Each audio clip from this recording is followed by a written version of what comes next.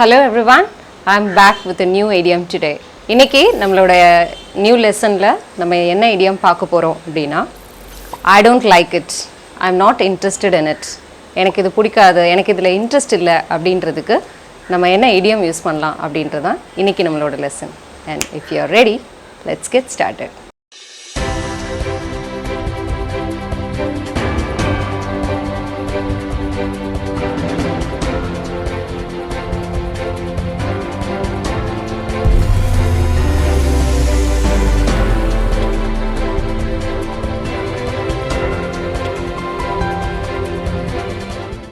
இன்னைக்கு லெசன்ல நம்ம பார்க்க போற இடியம் என்ன அப்படினா it's not my cup of tea. இந்த இடியமோட மீனிங் என்ன அப்படினா I am not interested in it அப்படினா சொல்றது I don't like it. எனக்கு இது பிடிக்காது, எனக்கு இதுல இன்ட்ரஸ்ட் இல்ல அப்படின்றதுக்கு it's not my cup of tea அப்படினா சொல்லலாம். If you don't like tea, then a cup of tea is not your cup of tea. இது ட்ரை பண்ணி பாருங்க, ஒரு டங் ட்விஸ்டர் மாதிரி வரும். இதோட மீனிங் என்ன அப்படினா உங்களுக்கு டீ பிடிக்கலனா then a cup of tea வந்து உங்களுடைய ஃபேவரட் கிடையாது அப்படின்றதான் இந்த சென்டென்ஸோட meaning.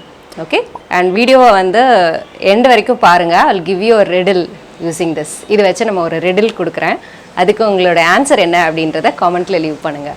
Now let's see some more example sentences using this. It's a conversation between A and B. A கேட்குறாங்க, did you listen to the CD I gave you? நான் கொடுத்த சீடியை listen பண்ணியா, கேட்டு பார்த்தியா அப்படின்னு சொல்லி கேட்குறாங்க. Yes, I listened to it twice. But it's not really my cup of tea. ஒரு தடவைக்கு நான் ரெண்டு தடவை நான் லிசன் பண்ணி பார்த்தேன், பட் இது எனக்கு இதில் இன்ட்ரெஸ்ட் இல்லை அப்படின்றதான் இந்த சென்டென்ஸோட meaning. It's not really my cup of tea. I don't like spicy food. It's not my cup of tea. எனக்கு காரமான உணவு பிடிக்காது. ஐ டோன்ட் லைக் இட் அப்படின்னு சொல்கிறதுக்கு it's not my cup of tea அப்படின்னு சொல்லியிருக்கிறோம் இங்கே. I like to study English but I don't like maths very much. It's not my cup of tea.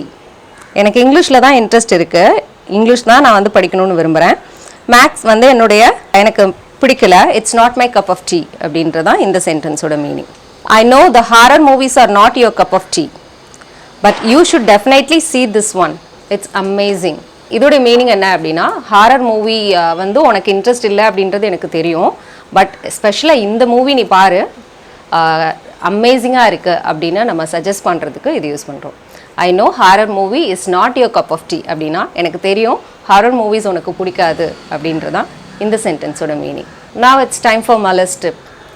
இப்போ நம்ம வந்து I am not interested in it அப்படின்றதுக்கு it's not my cup of tea அப்படின்ற idiom use பண்ணலாம் அப்படின்னு சொல்லி பார்த்தோம். இது தவிர்த்து வேறு எப்படி சொல்லலாம் அப்படின்னா, I am not really into it அப்படின்னு சொல்லலாம், அல்லது I am not keen on it அப்படின்னு சொல்லலாம்.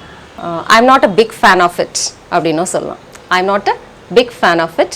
I am not really into it. I am not keen on it அப்படினு சொல்லலாம். So that's it with the lesson today. இன்னைக்கு வந்து நம்ம ஒரு நியூ idiom லேர்ன் பண்ணியிருக்கோம்.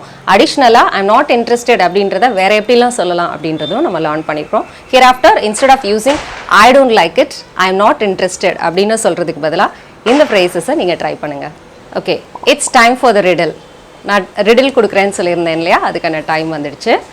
It is an English word. It starts with T and ends with T and it has T in it. What is it? இதுதான் question. It is an English word. It starts with T and ends with T and it has T in it. What is it? யாருக்கு answer தெரியுமோ அதை வந்து கமெண்ட்டில் leave பண்ணுங்கள். I'll go and check it and I'll tell you the answers later. Okay? Thank you so much for watching. And I will meet you soon with another interesting lesson in the next video. Till then, you take care. It's bye from Mala. Bye-bye.